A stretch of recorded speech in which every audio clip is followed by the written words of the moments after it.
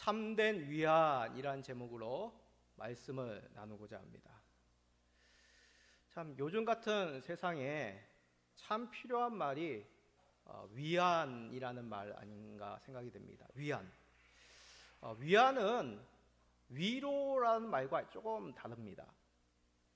위로라는 말은 그냥 슬픔을 당할 때 고생을 하고 있는 사람들에게 감정적으로 공감해주고 격려할 때 보통 우리는 위로를 준다라고 얘기합니다. 그러면 위안은 무슨 뜻입니까? 위안은 그거보다 조금 더 어려운 순간, 예를 들어 생사의 어떤 선택의 순간, 극한 어려움에 있을 때 안심은 그리고 평안, 그런 것들을 누리게 하는, 그것을 누리고 있는 상태가 바로 위안이라고 합니다. 다시 한번 얘기합니다. 위로란 것은 그냥 감정적으로 슬픔 가운데 있는 사들을 격려해주는 어떤 그런 것들이 이제 위로면, 위안은 좀 더 깊은 의미로 정말 극심한 고통에 있는 자들에게 평안과 안심을 가져다 두는 것, 그것이 바로 위안이라는 말입니다. 그러기에 코로나19 바이러스 등으로 인하여서 고통당하고 있는, 어려움에 처해 있는 우리들에게 참 필요한 말이 바로 위안이 아닌가 생각이 됩니다. 그런데 세상에는 이런 위안을 필요 없다라고 얘기하는 그런 사람도 의외로 참 많습니다. 나에게는 아무런 걱정이 없어요. 참 어려움이 없다는 거죠. 그렇게 말하는 이유는 참 여러 가지가 있을 것입니다. 대표적으로 이렇게 사나, 저렇게 사나, 나는 그런 거에 대해서 초연합니다. 달관했습니다. 그렇게 얘기하는 사람들에게는 참 위안이 필요 없다고 생각이 됩니다. 또 나에게는 뭐든지 넉넉하고 풍요롭습니다. 물질도 넉넉하고 시간도 많고 건강도 좋아서 또 자녀들도 참 잘 되어서 나의 모든 생활에 뭔가 부족하고 괴로움이란 것은 없습니다. 참 그런 사람들에게도 위안이란 말은 참 어울리지 않는 것 같습니다. 그러나 이런 사람들조차도 중요한 것 한 가지가 빠져 있음을 깨닫지 못하는 것이죠.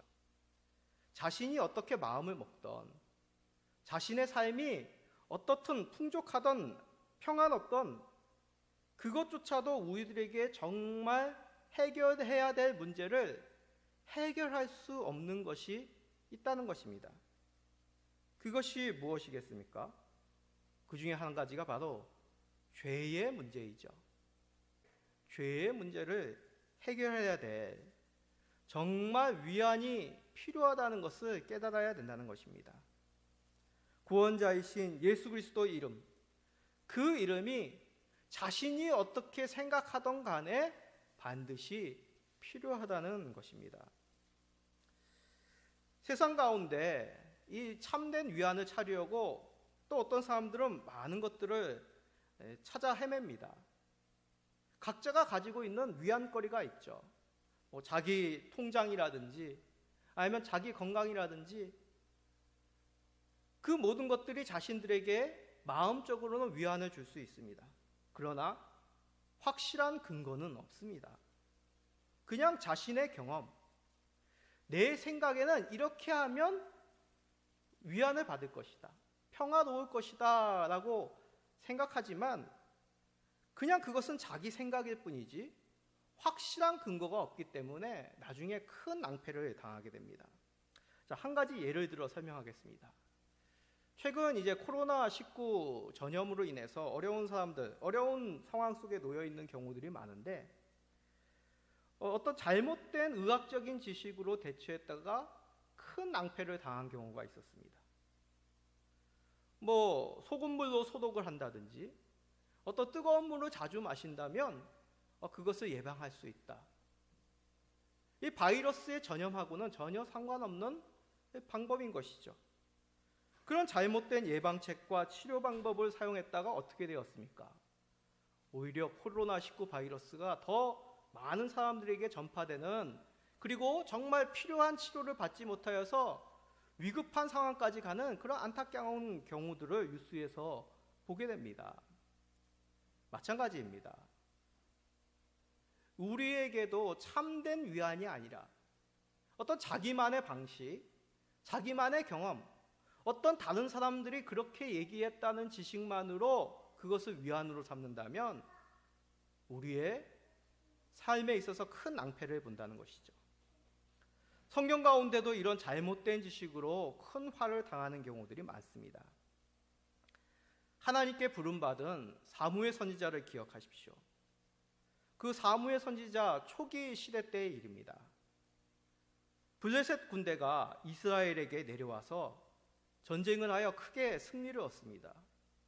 그러자 다급한 이스라엘은 제사장 엘리의 두 아들 홈니와 비느하스의 주도하에서 실로에 있는 그 성막에 있는 법궤를 전쟁터에 가져옵니다.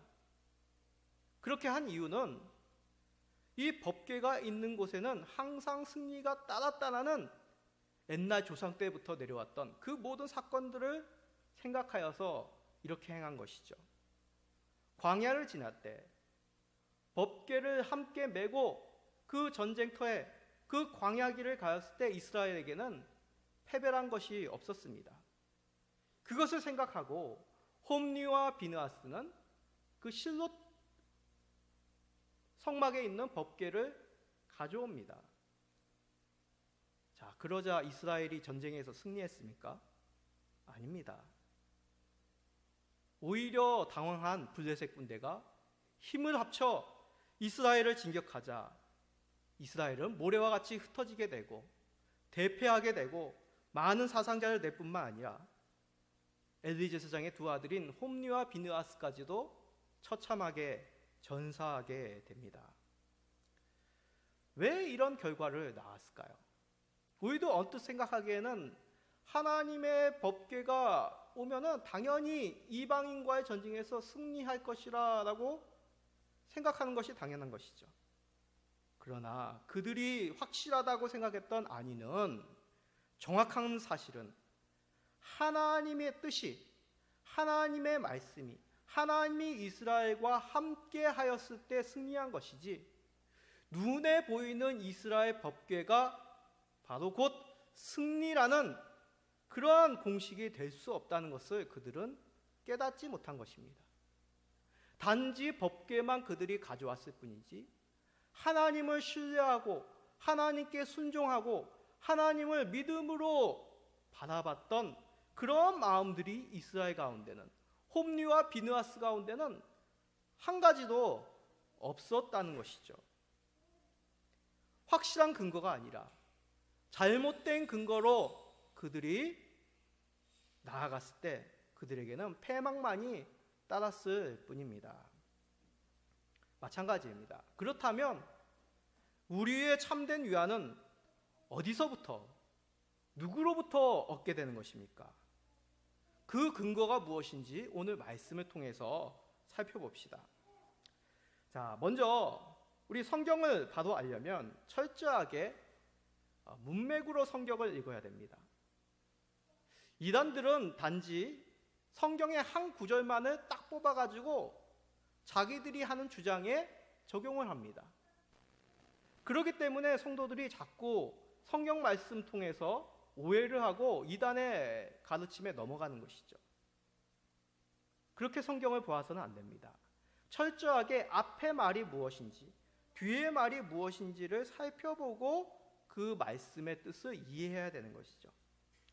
자, 사람과의 대화도 그렇지 않습니까? 사람과의 대화도 그 사람이 앞에 무슨 얘기를 하는지 뒤에 무슨 결론을 내는지를 잘 살펴야지 이 사람이 무슨 뜻으로 이런 말을 하는지를 아는 것이죠. 앞에 말을 지워버리고 뒤에 말을 없애버리면 이 사람이 엉뚱한 얘기를 하는 것처럼 오해하기 쉽다는 것입니다. 말씀도 마찬가지입니다. 자, 그러면 오늘 본문의 말씀의 시작은 무엇입니까? 오늘 읽었던 마태복음 11장 28절에서 30절 말씀을 들으면 참 익히 아는 말씀이고 많이 암송하는 말씀이죠. 참 우리에게 쉼을 주는 분이 우리 예수님이구나 라고만 생각하는 경향이 있습니다. 그런데 오늘 말씀의 시작은 놀랍게도 예수님께서 이 시대의 불신에 대해서, 예수님을 믿지 않음에 대해서 책망하고 저주까지 하는 말씀 뒤에 하시는 말씀입니다. 이 시대가 예수님을 온전히 따르지 아니하고 온전히 하나님의 아들로 구세주로 메시아로 믿지 못하는 그러한 상황을 보시며 책망하시고 저주까지 하십니다. 그러신 후에 하나님 아버지께 기도하죠. 기도의 내용은 이 모든 것이 하나님의 뜻에 있음을 감사합니다. 이들이 믿지 아니하고 예수님을, 하나님의 아들을 거부한 것조차도 하나님의 뜻 가운데 있음을 예수님은 고백하며 하나님 앞에 감사합니다.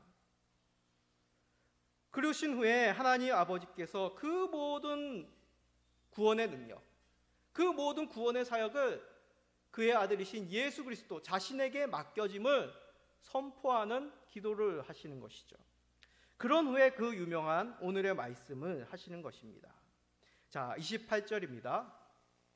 수고하고 무거운 짐진다들아 다 내게로 오라. 내가 너희를 쉬게 하리라. 아멘. 이 앞절이 무슨 말씀이라고요? 하나님 아버지께서 그 모든 구원의 권능을, 사역을, 영혼들을 예수 그리스도 그의 아들이신 예수님께 맡기셨음을 선포하셨다고 합니다. 그러기에 이 28절에서 말씀하는 무거운 짐, 쉼이란 것은 단지 어떤 육체적인 쉼, 심적인 평안함을 말하는 것이 아니란 것을 우리가 깨닫게 되는 것이죠. 은유적인 표현인 것입니다. 무거운 짐이란 단지 인생의 무게를 말하는 것이 아니라 바로 구원받지 못하도록, 우리에게 참된 위안을 의지하지 못하도록 그 모든 잘못된 것, 우리가 예수 그리스도를 바라보지 못하게 하고 예수 그리스도를 믿지 못하게 하고 예수 그리스도로 말미암은 참된 평안을 누리지 못하도록 만드는 그 모든 것들이 바로 무거운 짐이라는 단어로 은유적으로 표현한 것이라는 얘기입니다. 유대인들 입장에서는 이 무거운 짐이 무엇일까요? 바로 자신들이 하나님 앞에 선택받았다는 선민이라는 그 선민의식, 혈통의식이 바로 그들에게는 무거운 짐입니다. 또 한 가지는 바로 율법주의죠. 하나님을 믿음으로 말미암아 그 하나님의 약속의 말씀을 의지하여 그들이 구원받는 것이 아니라 자신이 하나님 앞에 의로운 행동을 함으로써 구원받을 것이라는 잘못된 위안이 바로 이들에게는 무거운 짐이 되었던 것입니다. 자, 그러면 우리들에게는 이 무거운 짐은 무엇일까요? 우리로 하여금 예수 그리스도를 바라보지 못하게 하고 예수 그리스도를 의지하지 못하도록 만드는 것, 그 모든 것들일 것입니다. 돈과 명예, 건강과 또 합리적인 사고, 그런 것들이 우리가 예수 그리스도를 바라보지 못하게 만드는 것이죠. 그러나 그런 것들을 집착하며 놓지 못할 때 오히려 우리는 위안이 아니라, 참된 위안이 아니라 무거운 짐으로 우리의 삶이 괴롭게 된다는 것을 깨닫게 됩니다. 이런 무거운 짐과 같은 잘못된 위안이 아니라 참된 위안, 그 참된 위안을 어디서 얻는다고 말씀하십니까? 자, 빨간 글씨만 다시 한번 읽어봅시다. 시작. 다 내게로 오라. 내가 너희를 쉬게 하리라. 누구에게 오라고요? 내게로 오라고 하셨습니다. 바로 예수님께 오라고 하시는 것이죠. 예수님만이 참된 위안이심을 믿으시기 바랍니다. 믿으시기 바랍니다. 예, 예수님이 우리에게 위안을 주시는 분이십니다. 예수님이 어떠한 일을 하셨기 때문에 그렇습니까? 앞에서도 말씀드렸듯이 모든 사람들에게 있는 죄의 문제를 해결해 주셨다는 것이죠. 예수님께서 십자가에서 자신의 피를 흘리시고 살을 찢으심으로 말미암아 우리의 죄값을 대신 치르셨습니다. 그러기에 더 이상 죄의 권세, 사탄의 권세가 우리를 올가맬 수 없는 것이죠. 우리를 해방시켜 주신 분이 바로 예수 그리스도이십니다. 그러기에 이를 믿음으로 더 이상 사단은 우리에게 소유권을 주장할 수 없습니다. 이 사람은 죄를 범하였기 때문에 나와 같이 살아야 됩니다.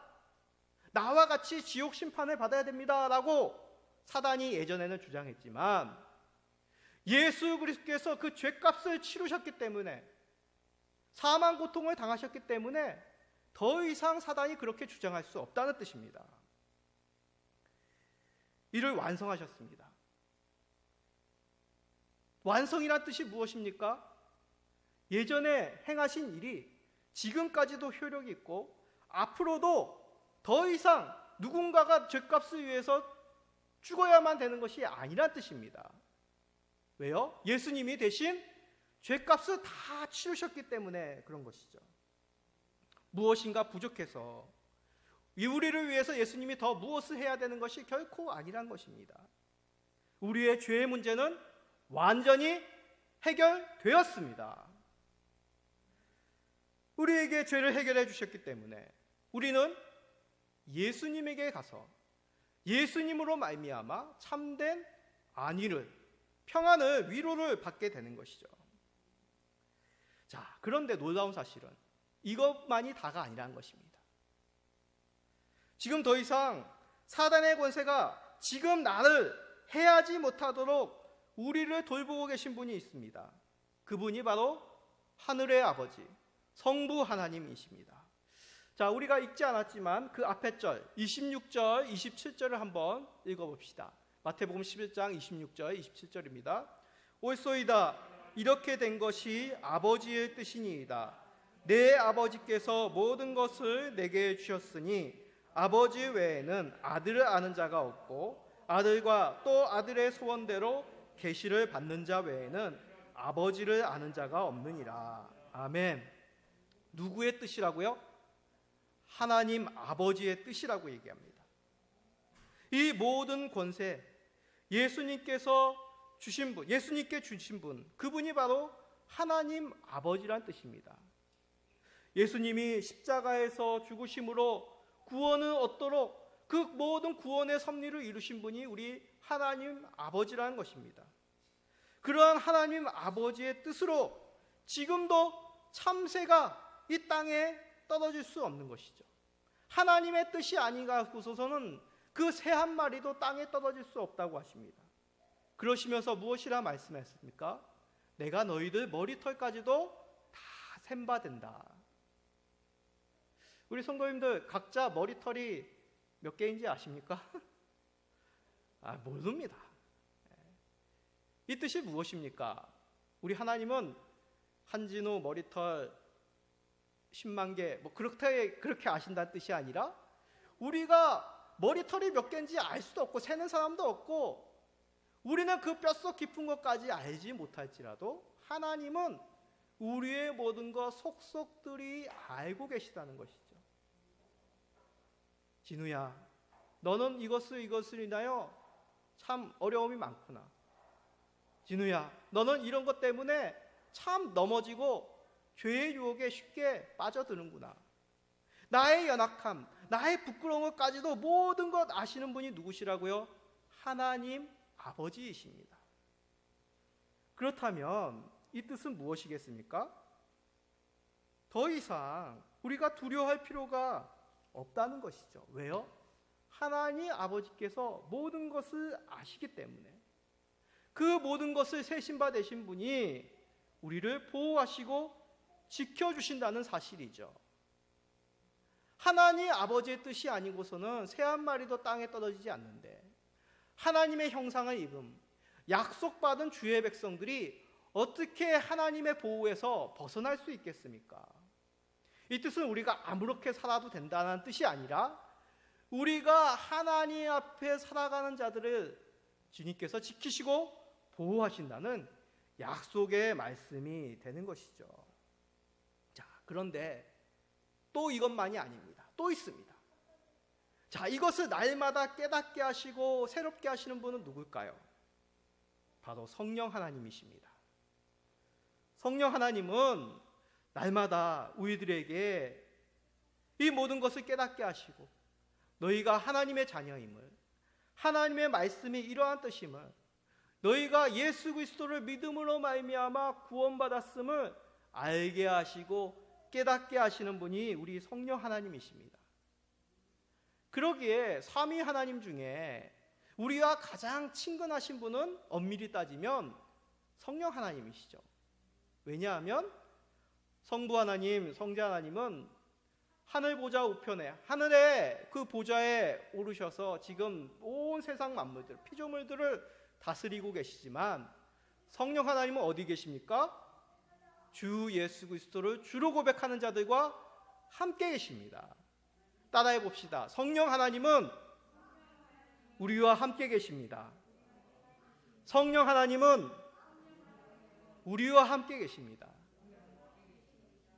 얼마나 참된 위안을 줍니까? 세상의 악한 영이 아니라 우리 성령 하나님께서 우리와 함께 계심을 믿으시기 바랍니다. 그렇기 때문에 우리에게는 영생의 기쁨이 이 성령 하나님으로 말미암아 날마다 솟아나는 것이죠. 만약 이 자리에 계신 분 가운데 지금 어떤 불안함, 어제 잠을 잤는데 꿈속에서 이상한 것을 보았다,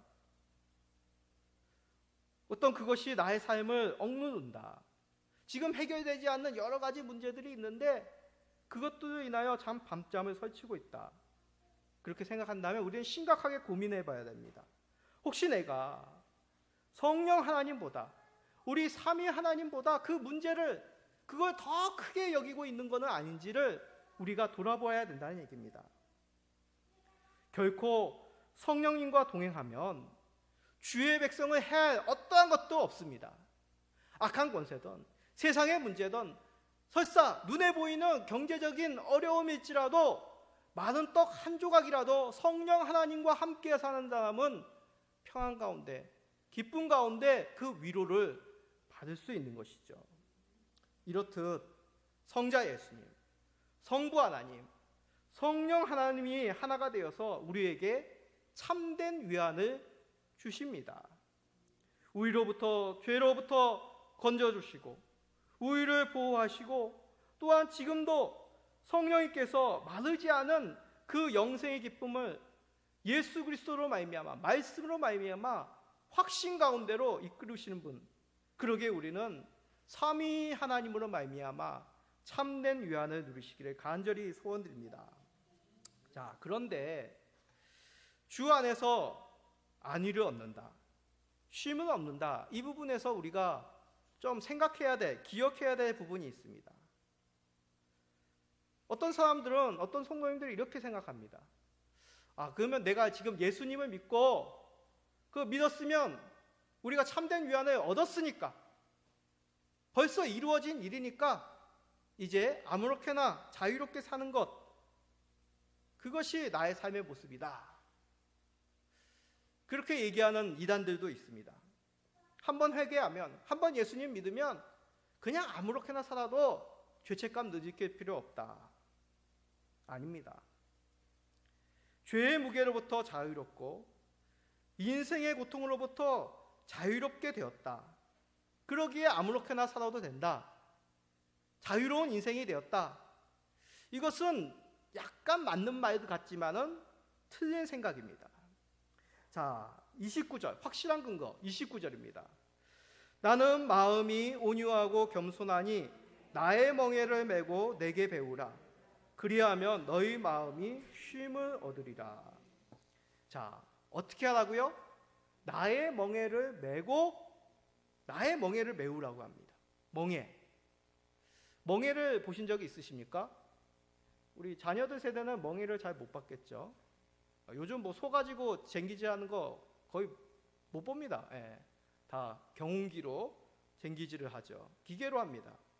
이 멍에란 것이 무엇입니까? 멍에는 소나 이제 말이나 어떤 나귀라든지 그런 동물들에게 이 멍에를 메우게 함으로 마차를 끈다든지 쟁기질을 하도록 만드는 그러한 도구가 멍에입니다. 그래서 멍에가 이렇게 아치 모양으로 이렇게 생겼죠. 그래서 짐승의 어깨 위에 탁 걸칩니다.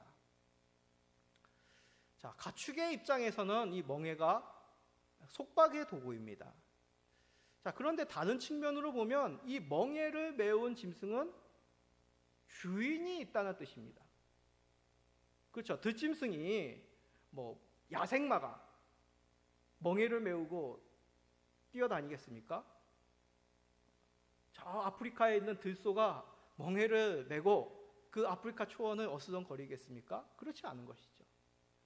집에서 키우는 가축, 주인의 손에서 보호를 받는 짐승들이 멍에를 하고 있습니다. 멍에를 메우지 않는 가축이 있다. 이 소가 다 컸는데 멍에를 메우지 않습니다. 왜냐하면 이 소는 멍에를 안 메려고 합니다. 그러면 주인의 뜻에 벗어난 가축이죠. 주인이 이 가축을 키우는 목적에서 벗어나는 겁니다. 그래서 멍에란 것은 그 주인의 뜻에 보호받는다는 뜻도 있습니다. 그러기에 나의 멍에를 메라. 이 뜻이 무엇이겠습니까? 예수님의 주시는 멍에, 예수님이 우리에게 주시는 멍에를 메워야 된다는 얘기죠. 누군가 우리에게 멍에를 메운다 하면 우리는 참 거부 반응이 일 겁니다. 나는 자유로운 사람인데 나를 이렇게 속박하냐. 그러나 우리가 기억해야 될 것은 우리의 삶의 주인이 있다는 것입니다. 우리의 생애를 주관하시고 보호하시는 그분이 계시다는 것입니다. 그 멍에를 메우지 않으니까 두려운 것이죠. 우리는 하나님의 보호, 누군가의 보호 가운데 있어야지 평안을 얻을 수밖에 없습니다. 그런데 그 멍에를 꺾어버리고 그 멍에를 지우지 않겠다고 하니 위안을 못 받는 것이죠. 사람들은 얘기합니다. 내가 그런 멍에를 메울 바에야, 그런 것에 속박받을 바에야 내 지혜를 믿겠다, 내 주먹을 믿겠다, 내 생각을 믿겠다. 요즘 한국 사람들은 어떤 것에 또 마음의 평안을 얻습니까? 참 요즘같이 정치에 관심 많은 세대가 없는 것 같습니다. 나는 이러한 정치인들에게 내 마음의 멍에, 내 미래를 맡기겠다. 그러나 그런 가치관은 우리로 하여금 참된 위안이 아니라 불안과 근심과 이런 세상의 여러 가지 일들로 노예로 만드는 것이죠. 그렇습니다. 사람들은 하나님이 주시는 멍에가 아니라 세상에 주는 멍에를 메우려고 합니다. 그렇다면 인생은 누군가의 소유가 된다면 참된 위안을 주는 분, 그 예수님의 멍에를 메우는 것이 지혜로운 삶일 것입니다. 자, 빨간 글씨 다시 한번 읽어봅시다. 나의 멍에를 메고, 주님이 주시는 멍에는 마음이 온유하고 겸손한 멍에입니다. 인생을 억압하기 위하여 우리를 괴롭히려고 주는 멍에가 아니란 것이죠. 우리로 하여금 참된 자유, 참된 평안을 주도록 우리에게 주님이 주시는 가벼운 멍에를 메우라는 것입니다. 우리 자녀들이 이걸 잘 모릅니다. 우리 자녀들이 부모님들이 이렇게 해라 저렇게 해라, 이렇게 하면 안 된다 저렇게 하면 안 된다라고 얘기하면 나이가 들면 들수록 뭐라고 얘기합니까? 그만 좀 참견하십시오, 그만 좀 하십시오, 그렇게 얘기해요. 그런데 어떻습니까? 부모님의 마음, 부모의 가르침은 그 속에 있으면 참된 평안을 얻는다는 것이죠. 주님이 주는 멍에, 부모님이 주는 멍에는 마음이 온유하고 우리를 생각하는 겸손한 멍에입니다. 그러기에 우리들은 지혜롭게 예수님이 주시는 멍에를 메워야 되는 것입니다. 성령님이 우리와 함께 계시고 하나님이 주시는 그런 보호의 멍에, 성령님이 우리와 함께 하시는 그 멍에를 메고 우리는 달려갈 때, 인생을 살아갈 때 우리에게는 마음의 참된 평안과 위안을 얻게 됩니다. 이 자리에 계신 모든 성도님들, 그 예수 그리스도가 주시는 멍에, 성령님이 우리와 함께 하심의 멍에, 하나님이 우리를 보호하시는 그 멍에를 메우시는 우리 겸손한 우리 모든 성도님들 되시기를 바랍니다. 자, 그러면 이것이 다일까요? 우리가 해야 될 분량이 있습니다. 구체적으로 우리가 해야 될 분량이 있습니다. 자, 29절을 다시 한번 읽어봅시다. 시작. 나는 마음이 온유하고 겸손하니 나의 멍에를 메고 내게 배우라. 그리하면 너의 마음이 쉼을 얻으리니. 예. 자, 저기서 빨간 글씨가 뭐라고 되어 있습니까? 내게 배우라고 했습니다. 내게 배우라. 내게 배우라는 것은 바로 하나님을 알아가는 것이죠. 우리 성삼위 하나님을 알아가는 것이 배우는 것입니다. 하나님의 보호, 하나님이 주시는 그 멍에를 메워야 되는데 그 멍에를 메우고 배워야 된다는 것이죠. 우리가 지금 어떠한 상태인지를 배워야 됩니다. 내가 과거에는 어떠한 상태였는데 지금 내가 어떻게 되었는지를 배워야 된다는 것이죠. 우리는 죄로 말미암아 지옥에 갈 수밖에 없는 그런 사들이었습니다. 그러나 이제 예수 그리스도로 말미암아 구원받아 하나님의 자녀가 된 것이죠. 이 사실을 우리가 부지런히 배워야 된다는 것입니다. 자, 배우지 않을 때 어떠한 일이 생기냐? 앞에서 말씀드린 사무엘 초기 때 홈리와 비느하스 생각해 보십시오. 이 홈리와 비느하스는 하나님 앞에서 불경건한 자였습니다. 하나님께 드리는 제사를 우습게 알고 하나님에게 드리는 그 제물을 가로채는 그런 아주 못된 사람들이었습니다. 이들을 가르쳐야 될 사람이 제사장 엘리, 그이들의 아버지였죠. 그러나 엘리는 이들을 말씀으로 훈육하지 않았습니다. 홈리와 비느하스는 온유한 마음, 겸손한 마음으로 그 아버지의 가르침을 받지 않았죠. 그 배움에 게을리하고 하나님을 알아가지 못하였을 때 홈리와 비느하스는 어떻게 되었다고 했습니까? 멸망하게 된 것이죠. 엘리의 가문은 이들의 죽음으로 말미암아 끊어지게 됩니다. 우리의 인생도 마찬가지입니다. 바쁘다고, 먹고 사는 문제가 중요하다고, 또 교회에 온다고 다른 사람과의 관계가 뜸해진다고 우리는 그것을 더 안타깝게 생각한다면 우리의 인생 가운데 주를 아는 그 시간 투자는 얼마나 하시냐는 말이죠. 한 가지 예를 들어 설명하겠습니다. 우리 사람들 관계 가운데 가장 가까운 관계가 어떠한 관계일까요? 제가 생각할 때는 아마도 부부 관계가 아닌가 생각이 됩니다. 부부 관계는 마음적으로 또 정신적으로 또 육체적으로도 하나가 되어야 되기 때문에 그렇습니다. 그럼 부부가 서로를 아는 것, 그런 거는 신혼 때만 하면 됩니까?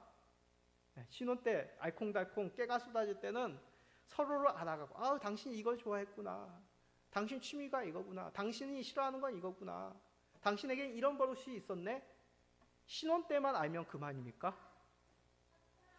어떤 나이 드신 분이 저에게 우스운 얘기를 했습니다. 나이가 들면 이 사람이 어디서 사는지도 알지 못한다고 하더군요. 그래 놓고서 이제 부인 권사님을 부르는데, 부인 권사님이 이제 남자 집사님을 부르는데, 이분이 집에 계신가 밭에 계신가, 이걸 밭에 나가서 약 부르시더라고요. 근데 그분은 집 안에서 나오시더라고요. 네. 여러분, 결혼 10년 차가 넘으면 부부간에도 어디서 살던, 밥을 먹고 다니는지, 무엇을 하는지, 이 사람이 뭘 좋아하고 뭘 싫어하는지 그런 것에 관심을 두면 안 됩니까? 아니죠. 정상적인 부부란 이 땅에서 생이 마감할 때까지 우리가 서로를 아는 일에 힘써야 되는 것이 부부관계입니다. 그러면 예수님과 성도의 관계를 뭐로 비유합니까? 신랑과 신부라고 이렇게 비유를 합니다. 신랑 대신 예수님, 신부인 교회, 성도, 이런 얘기 많이 들어보시지 않았습니까? 요한계시록에도 나옵니다. 그러면 우리 주님께서 앞에서도 말씀드렸듯이 우리의 머리털까지도, 우리의 뼛속 깊은 것까지도 다 살피시고 계신다고 했습니다. 우리를 알아가신, 우리를 잘 알고 계신 분이 우리 주 하나님입니다. 그러면 신랑 되신 우리 주님께서 우리를 그렇게 깊이 모든 것까지도 다 알고 계신데 신부인 우리가 하나님을 모른다고요? 그러면 그건 부부의 관계가 아니죠. 신랑의 일방적인 짝사랑에 불과합니다. 짝사랑이면 부부관계가 이루어질까요? 부부관계하고 짝사랑하고는 다른 것이죠. 내가 하나님 앞에서 주의 백성이다, 자녀다, 신부라고 말한다면 우리는 주를 알아가는 일에 이 땅 가운데 생이 마칠 때까지 계속되어야 되는 것입니다. 주님을 알아가고 주님을 사랑하고 그 주님으로 말미암아 참된 안위를 얻는 것, 위안을 얻는 것, 그것은 바로 우리 주님께서 주시는 큰 우리에게 주신 특권이라는 것이죠. 삼위 하나님을 믿는다면 하나님을 아는 일에 더욱 힘써 나가야 됩니다. 사단은 자꾸만 우리에게 과시합니다. 자, 내가 이렇게 크니까 나를 두려워해. 그렇게 자꾸 속삭입니다. 그러나 거짓말입니다. 영화 같은 데 보면 깡패 나오고 경찰 나오는 그런 영화 있지 않습니까? 깡패가 뭐라고 합니까? 자기 주먹, 자기 흉터 무기를 꺼내면서 뭐라고 해야 합니까? 법보다 이게 더 가까워 하고 주인공은 막 협박합니다. 거짓말이죠. 결국은 어떻게 됩니까? 경찰이, 그 의로운 자가, 형사가 이 악당을 잡아가지고 탁 감옥에 가둬버립니다. 그렇습니다. 사단은 이 마치 깡패와 같은 것이죠. 우리에게 막 거짓말로 내가 너를 다스리고 너의 주인이야, 그러니까 너는 나를 두려워해, 그렇게 거짓말을 합니다. 그런 말에 속속일 필요 없습니다. 왜요? 우리 하나님이 계시기에, 우리 성삼위 하나님이 우리와 함께 계시기 때문에 우리는 그 주님을 말미암아 평안을 얻게 되고 이 사단의 계략 가운데, 그 거짓말 가운데 빠지지 않는 것이죠. 우리에게는 여러 가지 증인들이 있습니다. 우리 한국교회 초기 부흥사셨던 김익두 목사님 기억하십니까? 이분은 젊었을 때 깡패셨습니다. 아버지를 일찍 여의어서 그 충격으로 젊은 시절에 허랑방탕한 인생을 살았죠. 그러다가 선교사님을 통해 예수님을 믿게 됩니다. 그 다음에는 이분이 변화받아 영혼을 살리는, 인생을 구원하는 유명한 부흥사로 이 초대교회를 세워나가십니다. 성 어거스틴은 어떻습니까? 어거스틴 또한 젊었을 때 허랑방탕한 인생을 삽니다. 그러한 인생 가운데 참된 위안, 안위를 얻지 못하고 아무런 낙이 없이 살다가 그의 인생 가운데 말씀이 찾아오고 그를 위하여 기도하는 그 모니카의 기도가 응답받아 그는 위대한 교부가 되죠. 또 우리가 잘 알고 있는 찬송가 305장, 나 같은 죄인 살리신 그 곡을 작사한 존 뉴턴 목사님은 어떻습니까? 그는 젊었을 때 노예 상인이었습니다. 아프리카 흑인을 잡아다가 영국과 각지에 파는 그런 악독한 노예 상인이었습니다. 그러다가 그의 배가 파선을 만나 목숨이 위태로운 상황 가운데 놓였을 때 그가 어렸을 적에 신앙생활이었던 어머니에게 들었던 그 말씀이 기억나요. 다시 통회하며 자복하여 무사히 영국 땅에 돌아왔을 때 그는 하나님 앞에 예배드리고 말씀을 통하여 새로운 인생을 살게 됩니다. 그래서 그는 윌버포스와 함께, 영국의 국회의원 윌버포스와 함께 영국에서 그 노예 제도를 폐지할 수 있도록 큰 공헌을 하게 됩니다. 하나같이 하나님 없이 산 인생은 허망한 인생이요, 참된 위로를 받지 못하는 인생이었습니다.